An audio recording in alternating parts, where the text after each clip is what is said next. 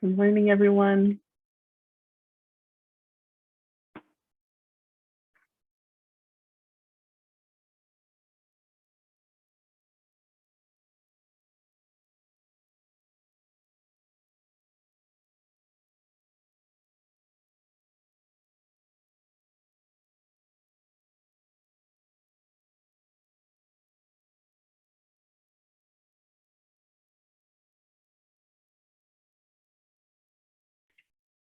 All right. I know folks are still trickling in, but I also recognize it's 10:08 on the clock. So I think we can go ahead and get started, and folks can just kind of trickle in as we begin to introduce ourselves. So welcome, everyone. Welcome to our discussion on our journey in creating an LGBTQIA disproportionate impact report. I wanted to kick off and welcoming you all to the session and introducing, as many of y'all have mentioned in the chat, this artwork here that I have created for the report. And I wanted to talk a little bit about it to ground us in the intention of what the artwork is and guide us in the discussion of how we're gonna talk to you all about what the journey was in creating this disproportionate impact report. So just a little bit, this artwork is created on top of the picture of the current Pride Center at ARC. As you can see, a small, little humble place that we have our ARC Pride Center with the wonderful staffing of Alejandra Fernandez Garcia, who is the person who coordinates the programming of the Pride Center, and as well as our former faculty coordinator, Dr. Emily Mitchell. So the arms coming together in this piece that signify community and strength was created to highlight that this work takes community coming together, that it takes strength to drive this work with narratives that are often painful to recall. The hands come together to form a bridge because this work of advocacy also requires us to build bridges and work collectively with our campus partners so that LGBTQIA+ students do not feel siloed into a specific community, but are welcomed and included across the different support programs on campus. The arms are also intentionally draped over the image of Marsha P. Johnson on the left, a Black transgender woman, and Sylvia Rivera on the right, a Latinx transgender woman. So these women were visionary activists who paved the way for the queer liberation movement and advocated for the decriminalization of LGBTQ people. So their legacy informs the work we do today. And I wanted to start off with acknowledging that, that this work would not be possible without the work of Black and Latinx transgender women, some of our most marginalized and vulnerable people of our communities.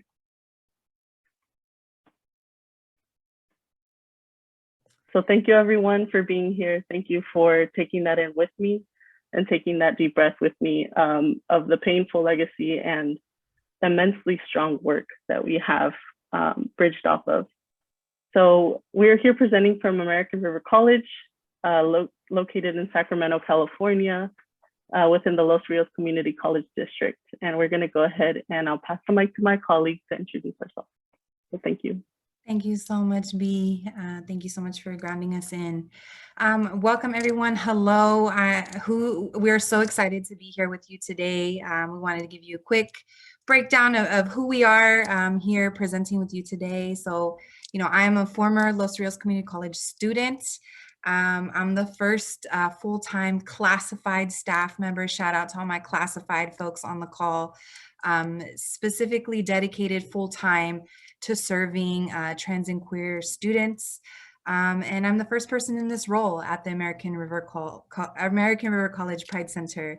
I put my energy, labor, and effort and love into coordinating the programs of the Pride Center, leading our trainings, coordinating our student internship program, our Lavender graduation, right? Leading research on our Latinx disproportionate impact team and our LGBTQI+, IA+ and Two-Spirit disproportionate impact team. Super honored to be here. My name is Alejandra Fernandez Garcia.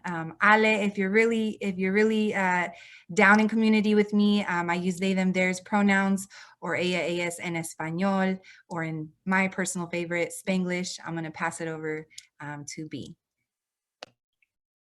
Thanks, Ale. Hi, everyone. My name is Bicuriel. I use they, them, and they pronouns. And I'm currently an interim outreach specialist at American River College.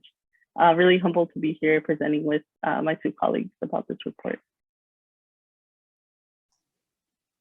Good morning, everyone. My name is Roger Davidson. I use he and they pronouns, and I am the Dean of the Natomas Education Center that's part of American River College. I'm very excited to be here.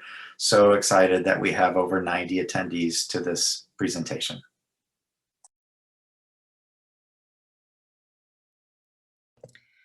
So to really ground us in, we want to acknowledge the land that we are on currently, and we know we are in community with folks from all kinds of different directions. So we really invite everyone to reflect on the land that they are on. So we acknowledge the land which we occupy today as the traditional home of the Nisenan, Maidu, and Miwok tribal nations. These sovereign people have been the caretakers of this land since time immemorial. Despite centuries of genocide and occupation, the Nisenan, Maidu, and Miwok continue as vibrant and resilient tribes and bands, both federally recognized and unrecognized.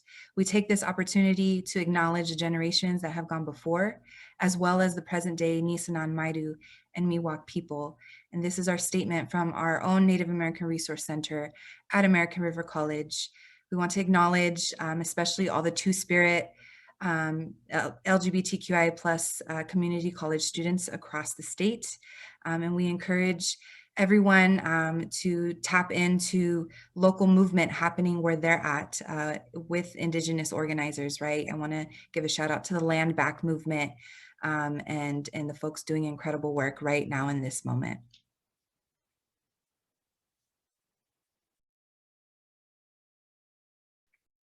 Sorry.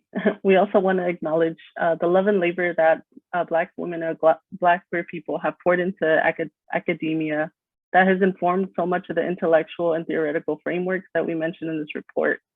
I want to acknowledge how we are now still continue to witness the ongoing murdering of our Black siblings and community members by police. So we have a lot of work to do, and I just wanted to call that as part of our work as well. And I urge my non-Black community members to keep asking yourself the critical question: how are you uplifting and supporting our Black students, and in this case, our Black LGBTQ students? So thank you for allowing this to also exist in the space. Thank you, Bea. Before we get started, I just want to let everyone know that we'll be monitoring the chat window for questions. But because we are a little short on time today, we may delay answering some until later in the presentation or our time for Q&A, which we hope to have at the end. We've got three goals for today. First, we want to share the story of how we created a DI report for our campus. We also want to share the recommendations from our DI report. And finally, just encourage all campuses to take on this type of work. Throughout the presentation, you'll be seeing teal slides with quotes from ARC LGBTQIA plus students that add to our story and report and grounded many of our recommendations.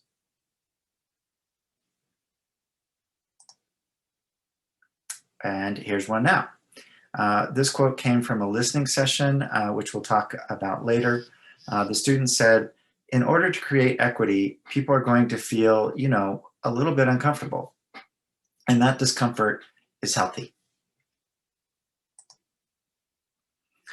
So here's our outline for today's presentation. First, we're going to give you a little history on how we were charged with writing this report, some challenges with data and writing such a report right now. We'll briefly go over the three theories that underpin our report and its recommendations. We'll talk about the process that we use to engage student voices. And then finally, we'll wrap up with the 10 recommendations that our report gave.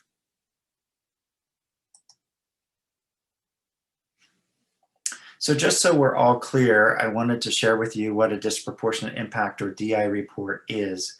Disproportionate impact, as defined by our state chancellor's office, is a condition where some students' access to key resources and supports, and ultimately their academic success, may be hampered by inequitable practices, policies, and approaches to student support. The purpose of a DI report is to define the magnitude of the disproportionate impact and to recommend actions to improve the success of the student population being studied.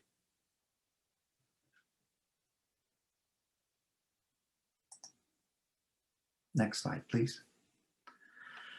So our LGBTQIA plus DI report didn't just spring to fruition overnight. It's been a long process.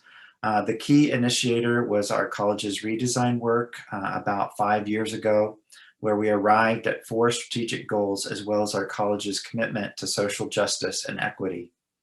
This work laid out a map of key plans and reports, one of which was our institutional equity plan. That plan recommended that the college look at disproportionate impact among our Black, Latinx, Native American, Asian Pacific Islander, and LGBTQIA plus student populations.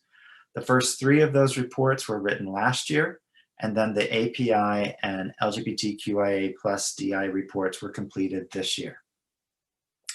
The institutional redesign of our college specifies that each DI report be written by a project team that is sponsored by by the Student Success Council. We have 3 councils that operate underneath the president's executive leadership team that sponsor these reports and project teams. So each project team is co-chaired by a faculty member and an administrator. In this case, the administrator was me. Team members are recommended by those chairs and ultimately approved by the academic or classified senates and the college president if they are willing to serve. Finding team members to serve is not an easy process. We're fortunate at American River College that we have a number of administrators who are part of our LGBTQIA plus community. However, although 2 of those are people of color, they had just either finished other DI reports the prior year or were busy with numerous other duties. And so sometimes the people that you want to put in the team are just not available or just don't have the bandwidth to do that. In addition, this work is difficult and it can be emotionally triggering to recount and relive the experiences of our LGBTQIA plus students that make their lives more challenging.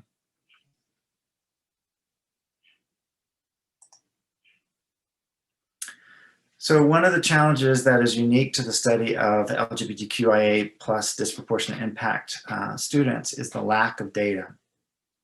While disaggregation of data by race and sex is commonplace in academia, identifying our LGBTQIA plus students and tracking their academic progress remains a challenge. And there were 2 great presentations on that yesterday that I hope some of you were able to see. The main source of sexual orientation and gender identity data is the California Community College's application and the so-called SOGI questions in CCC Apply. However, these questions are only included in the CCC Apply application if the applicant is 18 years of age or older at the time of application. And even if that is the case, CCC Apply applicants may be living at home or in other situations where they may feel uncomfortable self-identifying. Additionally, there's no mechanism to change or update these answers to these questions after the applicant's initial application. So as they go to college, we know that sexual orientation and gender identity can be fluid. There's no way to update this information. For our DI report, we instead used information from 2 climate studies on our own campus, a 2018 student climate survey initiated by our own ARC Pride Center that contacted over 1,200 students, and an institutional campus climate survey in 2019 that contained questions regarding the experience of LGBTQIA plus students on our campus and surveyed almost 1,100 students. However, we were not able to tie this information to students' academic progress, which is typical for DI reports.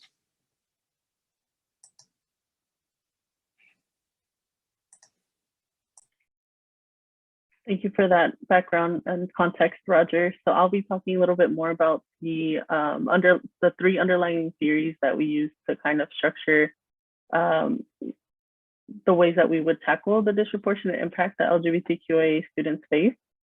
So the first two are kind of going to talk about together because it's critical race theory and intersectionality. So critical race theory acknowledges that race and racism are endemic to and central factors in all aspects of US society, including higher education. So we use critical race theory in our report to give us a framework in which we can identify, describe, and examine the ways that oppressive systems operate across structures, policies, and personal practices as well, institutional practices as well. So critical race theory gives us as practitioners common language to understand how racial dynamics play out for Black, Indigenous students of color. In addition, some of the basic tenets of critical race theory can also be adopted to understand other systems of oppression, such as heterosexism and cissexism that LGBTQIA students also may experience. And then intersectionality was coined by legal scholar Dr. Kimberly Crenshaw, and it was born as a way to frame the ways that racism and sexism often intersect and overlap to shape Black women's experience. So the theory of intersectionality for this report stresses that our students are multifaceted and may have multiple marginalized identities. So it explains that systems in place to disadvantage LGBTQIA students are also tied to systems in place that are also disadvantage students of color based on class, based on ability and disability and other forms of oppression. And so this urges colleagues across our campus who, when they're doing LGBTQIA advocacy, to also include students of color and vice versa. So it urges other colleagues who do work around disproportionate impact for Black scholars, for Native American scholars, or Latinx scholars to also take into account LGBTQIA people that might be within those populations. So here's a quote that really stresses the ways that academia or curriculum within their classes may also gloss over the ways that LGBTQ people of color contribute to academia. So and a lot of times we'll talk differently about the ways that students experience the lack of representation in their curriculum. And this is one that really urges, I think, faculty and professors to do more research when it comes to including LGBTQ people of color in curriculum. And so the next theory I will talk about is trickle up theory. Sorry.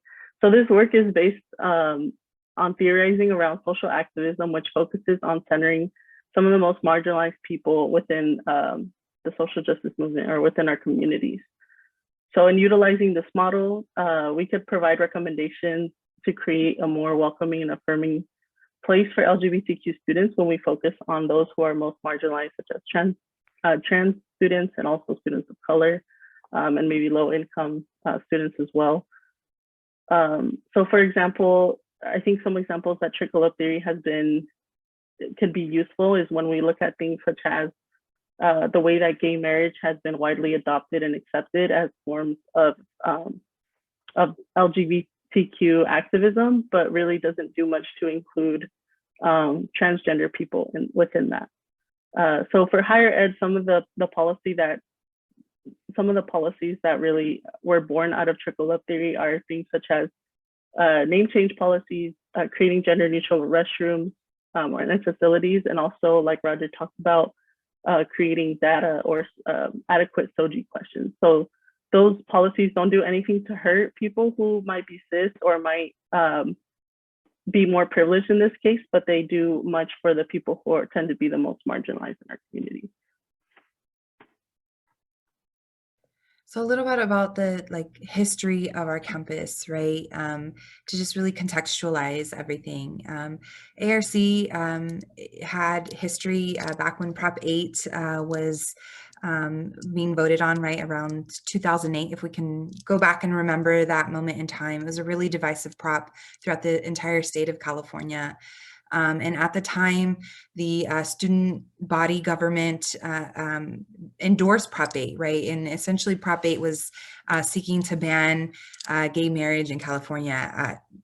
whole, right, across the board. And so our ASB at the time endorsed that proposition. It was very divisive. I believe our campus made national news, right, because it wasn't necessarily the practitioners of our campus endorsed this, right? But the student body at the time really created a whole campaign around supporting Proposition 8.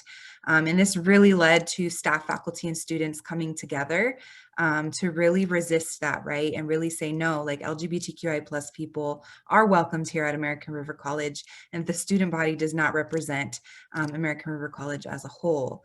And so this led to the formation of a subcommittee, an LGBTQI plus subcommittee of equity into 2014, which began really advocating for the establishment of the first Pride Center in the Los Rios Community College District, which would eventually open in the spring of 2018.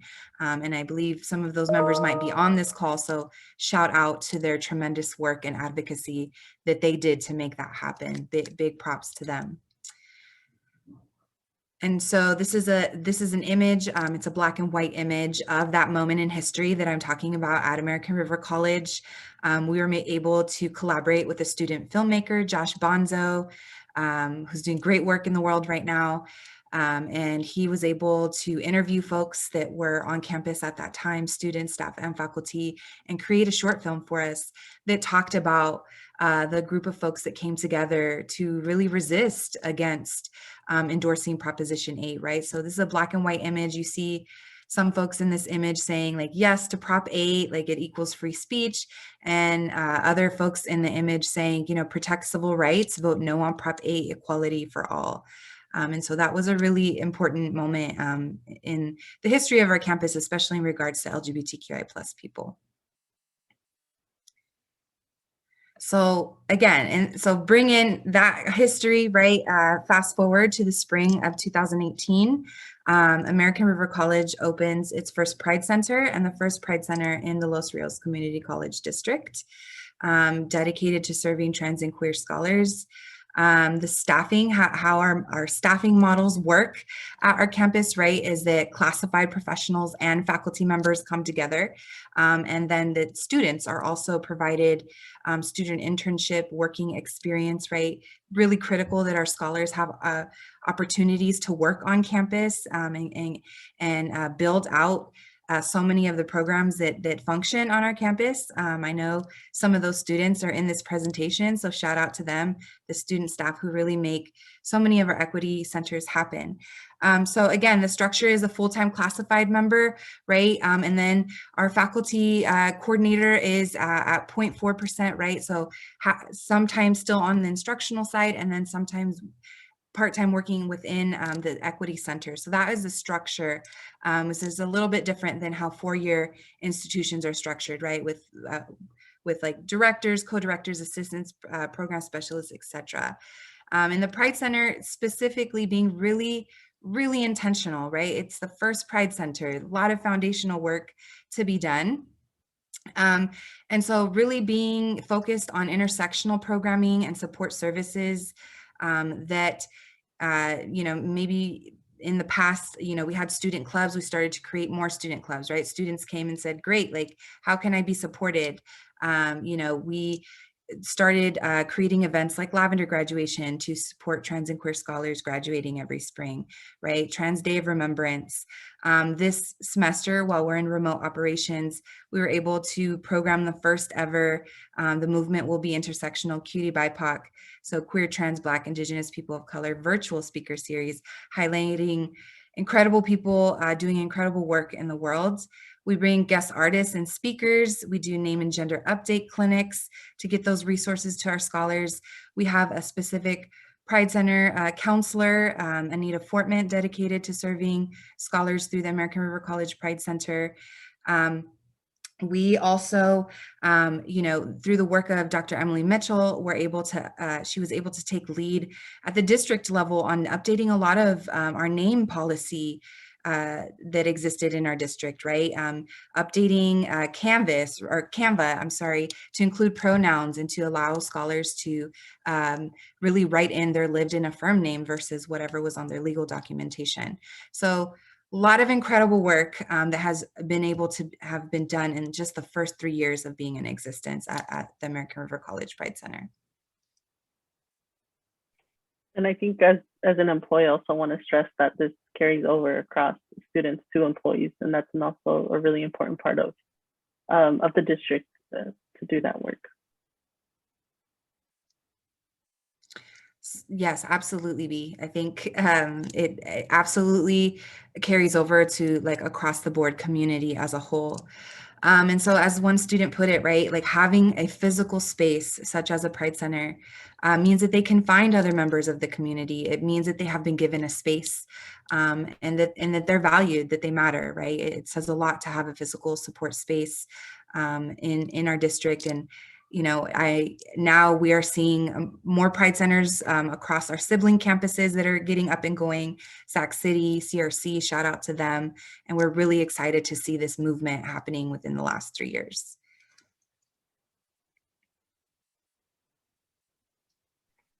And so talking a little bit about how we formed our listening sessions. So the way that we at first started this report, we were navigating a couple of things that I kind of wanted to introduce is one of the things we were navigating was the transition of a college president. So like Roger mentioned that these reports are born out of kind of the, you know, the committee that reports to Executive Leadership Council.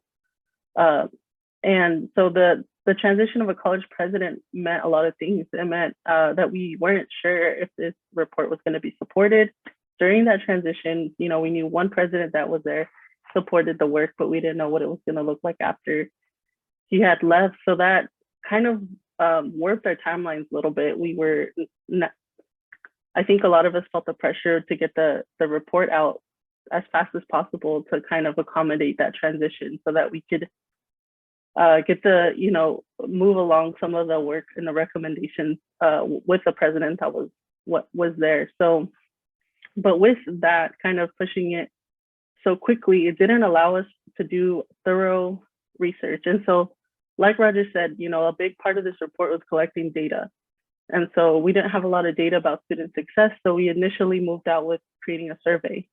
As some of the quotes you've seen are from the survey, some are from the listening session. So we first started with the survey and, you know, we put it out there to all of our students.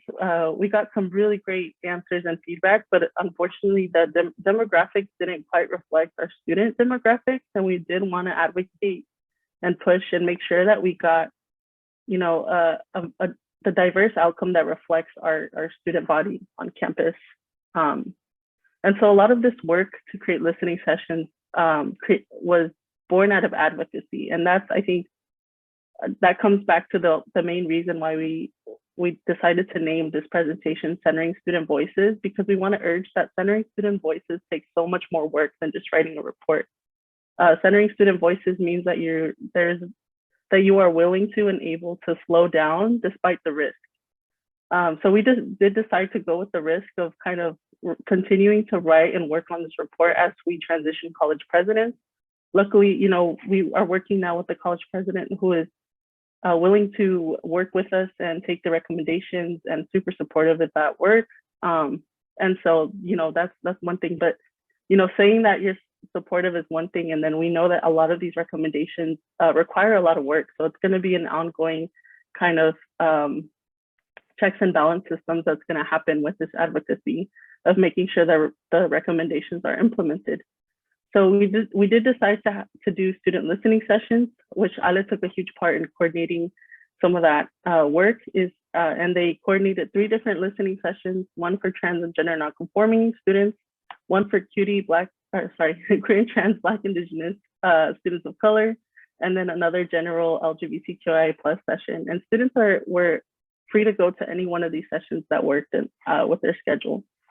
And in addition to the student listening sessions, we also held community and campus partner listening sessions. So with the community partners, we reached out to local community organizations because we know that our students also intersect with the community organizations and their demographics. So we met with them and we strategized ways that we can both work together to make sure that there is a pipeline from the community, from the local Sacramento community to community college, and that there is that those community organizations know that there is support available for students who want to pursue community college in the area. And then we also decided to reach out to our community or to our campus partners, so different departments and across campus, to create a listening session on interrogating how our students intersect. So building, like we said, building bridges, that's really what it took. So making sure that LGBTQIA plus students are seen and supported across community, but also that, you know, some of the students in different communities such as Umoja, Puente, Prize, EOPNS are also supported by the Pride Center and by LGBTQIA advocates. So that was some of the work that came out of creating those listening sessions. And I want to raise a question that someone asked in the chat, because we're going to go into some of the direct themes and quotes from the student survey and the listening sessions that we gathered. And someone, Vanessa in the chat asked, were the listening sessions structured like qualitative interviews or like testimonios? Honestly, I feel like as a team, we gathered questions, but we really left it open for testimonio. Like in the process of, you know, making these student listening sessions or organizing them and making them open, I tried really hard to like schedule them like at the times that were best for students, right? So if that meant in the evening, that's when we were going to do it, right? If it meant during lunchtime, that's when we were going to do it. We allowed students, you know, to really share their testimonial anonymously, right? They did not have to have their camera or their Zoom name, right? They could have that turned off. Really just asking them like, what has your experience been? And understanding like that asking them that is a very vulnerable question, right? And that could bring up a lot for them as they navigate our campus as trans and queer scholars.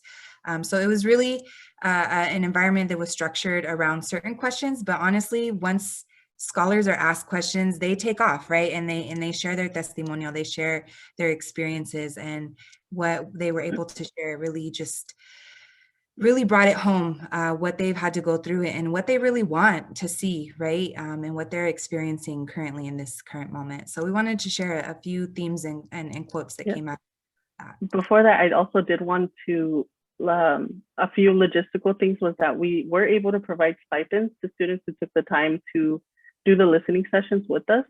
So we were grateful that our college campus were able to provide stipends.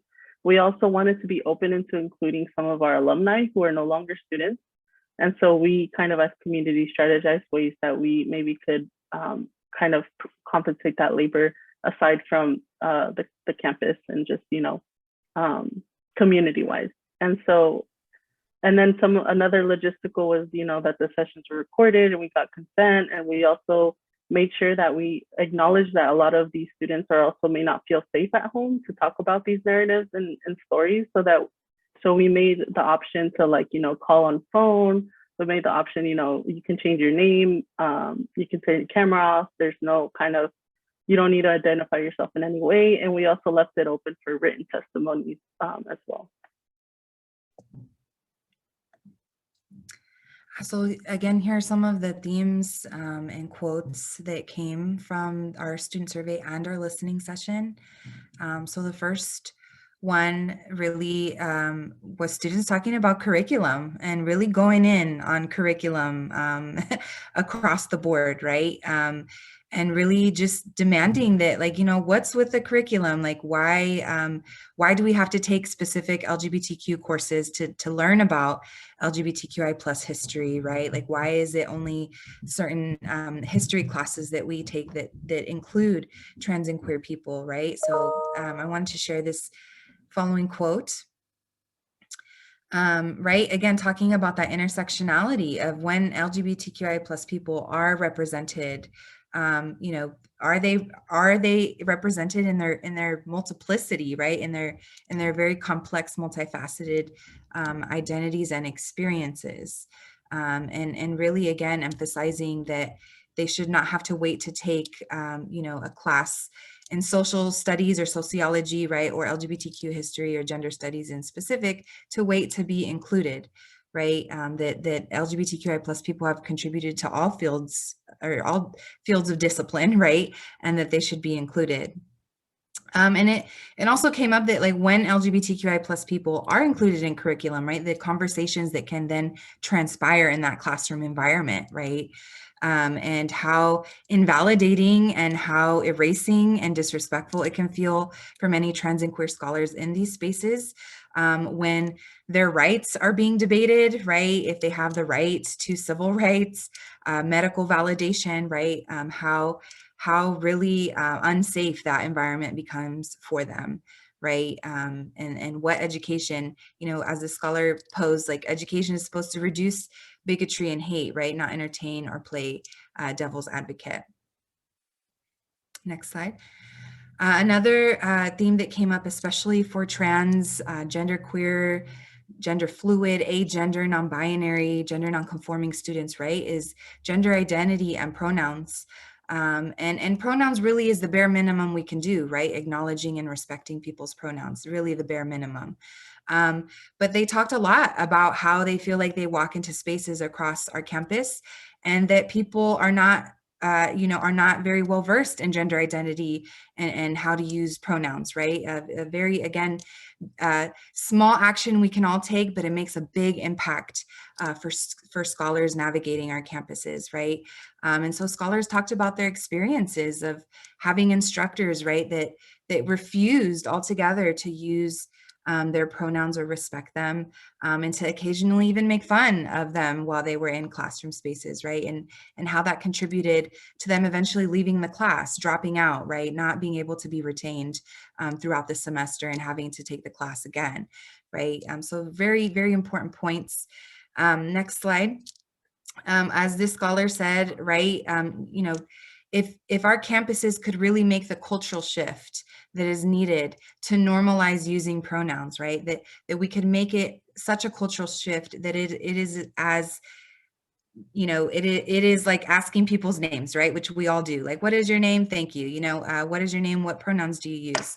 And so really scholars emphasizing how much a cultural shift is vital and essential for them being retained and feeling affirmed and respected, right? Bare minimum in spaces that they navigate across campus. And to not be questioned, right? What pronouns like why they use certain pronouns, and not necessarily have to like consistently explain who they are and why they use certain pronouns, right? But for it to just be understood and practiced and really, really the sign of respect and affirmation that many trans and gender nonconforming, non-binary students, et cetera, are demanding. As we all know, right, California Community College trans and queer scholars face a lot of different, are marginalized in many different ways and face a lot of barriers already, may it be around housing, job insecurity, food insecurity, access to health services, mental health services especially. So students really talked about the barriers to existing programs sometimes, really asking us to reflect, like, what are the standards to even gain access to some of these basic needs programs, right? And next slide, as this student shared, trans and queer scholars, especially in regards to mental health, there's a huge disparity in that, right? Of having access to proper mental health, having access to mental health practitioners that are competent in serving trans and queer people. And so as this scholar put it, right, like they experience barriers around having support around their mental health, right? And needing support and needing understanding in that, right? And, as a scholar said, I'm not trying to make this up myself, right? I just wish people respected mental health like they did physical health and understood, how to equitably serve these scholars when they are struggling, especially in a COVID era, as we are all still virtual, really understanding how many of these scholars are in home environments that are not affirming or supportive of their identities, and to really, meet these scholars where they're at and meet them with the resources that are needed for them to attain their educational goals and be retained in their educational journeys. And as this scholar put it as well, right, when they are experiencing physical space across our campus, right, what does it mean to not have that many gender neutral bathrooms, right, and to make sure that as we are thinking about facilities and what people's physical experiences are in facilities, that our facilities are, up to standard, that they are gender inclusive, that there are safe places for people to use the facilities like restrooms, like locker rooms, right?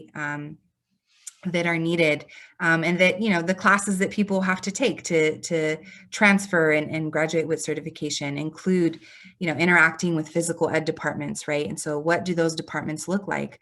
Are there policies around facilities and buildings inclusive, especially of trans, non-binary, and gender non-conforming students?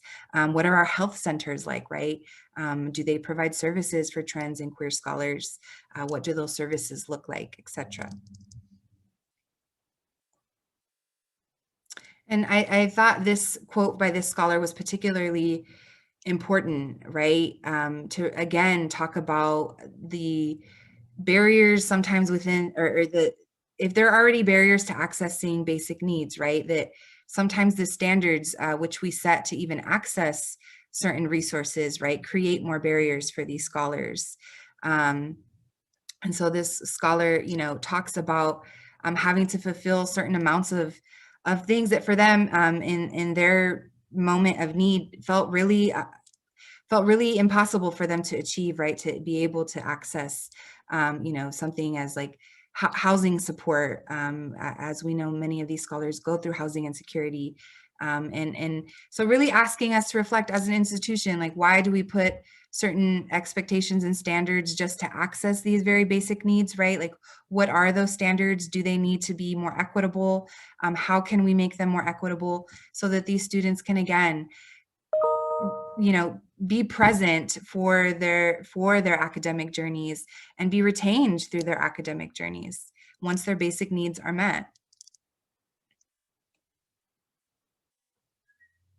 And then before touching upon some of our recommendations, we did want to expand upon a little bit more about the obstacles to this work. So one of which is decentering whiteness. And I think by whiteness, wanting to emphasize that means more of the systems in place to benefit whiteness. So for example, like theory versus practice is one of the things that that is hard with this work, is not just like, do you have the theory, but is also how is that being practiced? And I think as a team, it matters, right? It matters when that theory that we're talking about is being practiced within ourselves and in our work. And so, part of I think I touched upon a little bit about the timeline conflict and how that took a lot of advocacy from some of the folks in our group, because it was a conflict on like, what do we want to be safe and go with like the fast timeline, but kind of not have like such a full report that we can have, or do we want to take that risk? And I think and this work is heavy, like we have stressed, it is also us confronting our own experiences as maybe, as students in our past. And it comes with a lot of trauma that we may have experienced. So knowing how to kind of bring that into the work, hold it, lean into the discomfort that it may cause, that comes with this. And so one of the things we want to talk about is like the natural, like conflict is so natural when it comes to social justice and equity work because of that, because there is trauma, because there is an extension of what people kind of experience outside of work, outside of the institution, that, we are inherently have to bring in. And so, I think especially when it came to wanting to be so inclusive of Black, Indigenous people of color, we also had to interrogate racial dynamics within our team. I think there was like one moment in our team where we literally, I think, all came into like realizing that someone had just been white explained. And so we all kind of had to hold that together and realize that is like a real part of our work, that we all come from different experiences and also different positionalities. And so what does working together mean? What does collaborating mean? How much of, emotions are we willing to hold and work through together?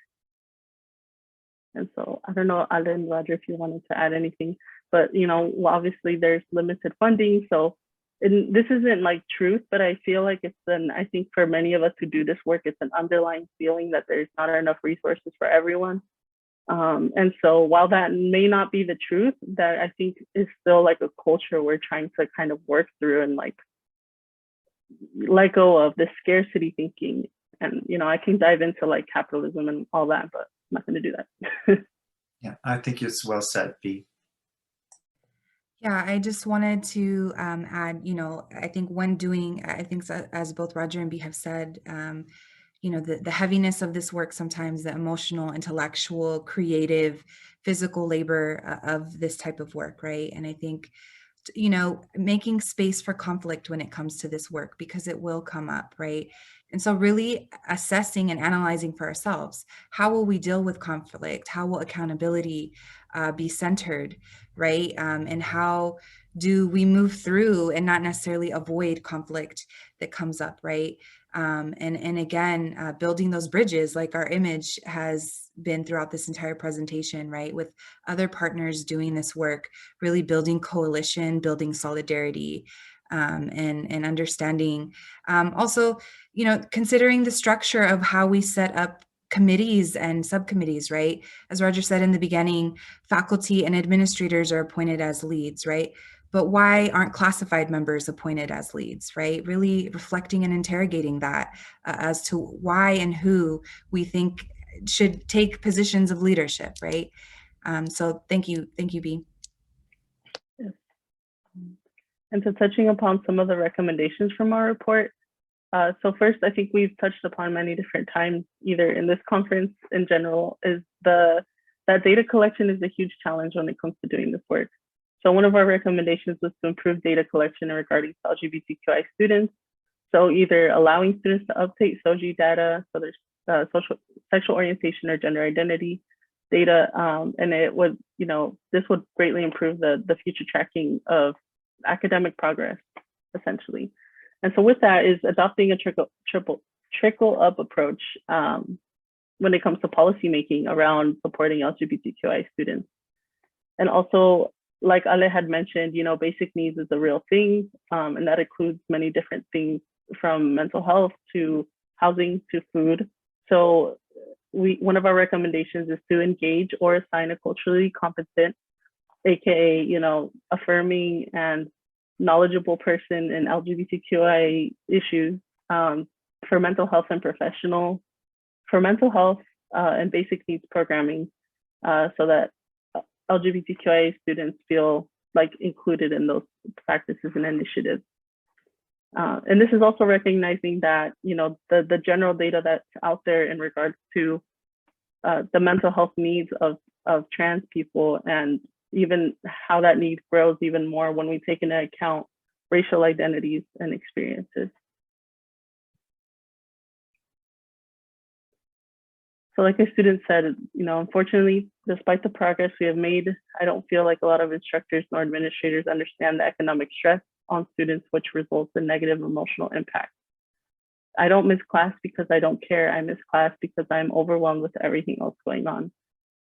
So kind of, how do we see these students? How do we create environments that are, allow them to kind of go through and heal? Because I think LGBTQI students they come with a lot, and I think growing into identity is often painful and uprooting. And so, it really requires a trauma-informed lens on all fronts.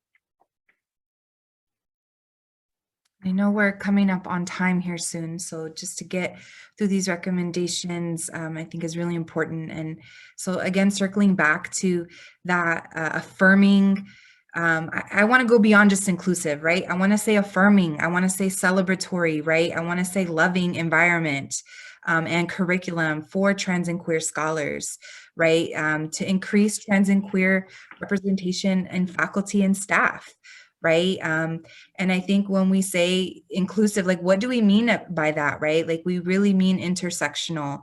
Again, I want to say it, intersectional curriculum that really displays and highlights and centers and uplifts the complex experiences of trans and queer people across race, across ability, across gender identity, across immigration status, across religion, etc., social class, etc., right? We want to strengthen the organizational structure to better coordinate efforts, right? Like I said, in the last 3 years, we have seen a lot of movement, right? And now with our sibling campuses starting to establish their own pride centers, we're really excited about what type of coalition that could build, right, across our district, and how that could really support the new structure of what we need for things to be more equitable. We want to increase counseling support, again, meeting these scholars where they're at and providing that space for them to access academic counseling and support. And, you know, we want to also increase the accountability related to hate and bias incidences on our campus and what that could look like. You know, we are talking about some things that you know, we are creating as we go. And there's a lot of like vision and creativity behind all of this, right? So next slide. As this student put it, right, recognize that LGBTQ students might be in the room even when they don't know it, right? And that they should never conduct conversations about LGBTQIA plus rights in a way that might make them feel unsafe or dehumanized. Next slide. Hi, folks. These are our last 3 recommendations. First, ongoing training in addition to what we already have, not just one-offs, but other formats such as series, institutes, and onboarding experiences. Also, like many other DI reports at our college, we also recommend that our business office and district work to reduce barriers to make equity work less difficult. This includes rules on club formation, which restricts advisors to being only faculty members rather than any college employee who may be interested in supporting those students. More frequent training and accessible training guides to assist new employees on navigating our institutional structures, and better procedures to support aspects of equity programs such as guest speakers, conference attendance, etc. And finally, we recommend that we redesign our campuses to be more welcoming and safe for our trans students by addressing the shortage of gender-neutral bathrooms on campus, as well as the lack of privacy in locker rooms and changing facilities. While some progress has been made on this issue with new buildings, our district has been reluctant to set policy in support of these needed changes. So we want to thank you for your time today and joining us. We hope you took something away from this presentation and learning about our journey. We want to acknowledge the students, especially if you're in this space right now, who made this report possible with their testimonials, their voice, their feedback, and their vulnerability, right? We want to shout out our team members who made this report possible. So big shout out to the folks here listed that were part of the LGBTQIA plus DI report. And as next slide, as one student brilliantly put it, right? We are here, we are queer, we are not going anywhere. Thank you so much, everyone. I know we're at time. I'm willing to stay back a few minutes if anyone had any further questions about our presentation today. Thank you so much and enjoy the rest of the summit. Thanks, everyone. Thank you.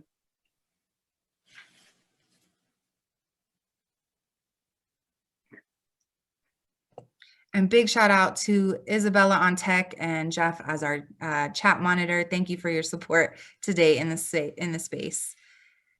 I know someone asked if the report is available publicly. I remember talking about this a little bit, but I don't believe yet, right? Jeff might know if it's been posted yet, but I do know that the final report will be on the college website. Yeah, I think it's our executive leadership team on Monday, and then it should go public. So after Monday? Yes. Yeah, so it should be on our website by next week, I think, yes. Thank you. Mm-hmm. Okay, well, if you plan on staying, I can make someone the host. I do need to get to another session, so I won't be able to stay, but I can definitely do that for you if you'd like to keep discussing. Sure, you can go ahead and make me the host. I don't have a problem staying behind. Thank you so much for your support today. Of course, of course. Thank you. All right. And I made you the host, and I'm going to dip out. Thank you so much. Thanks, Isabella. Thanks, Isabella. I see Valerie. Hi, Valerie. Thanks, B. Thanks, Ale. Great job. Awesome. Oh, Jeff, your mic is a little bit, I can't quite hear you. I'm not sure. Yeah, it's a little rough. Sorry about that. So I'm actually going to jump out myself to another meeting. So thank you. Appreciate it. Great presentation. You sound like a Cylon.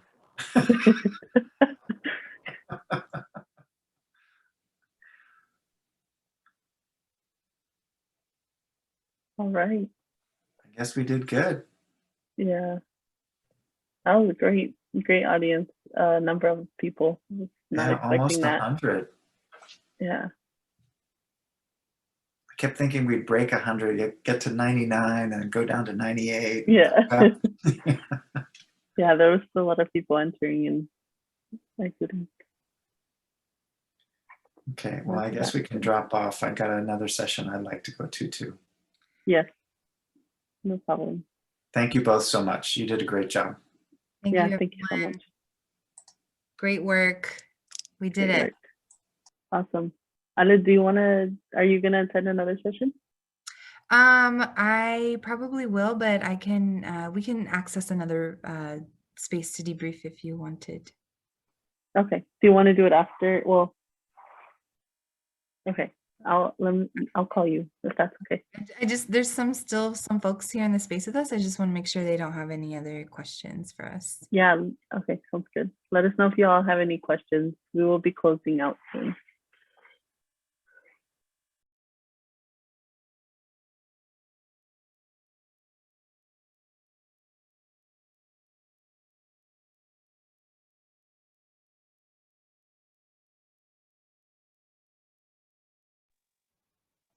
Okay, I think we're good to close. Thank you so much, everyone, and enjoy the rest of your day. Bye.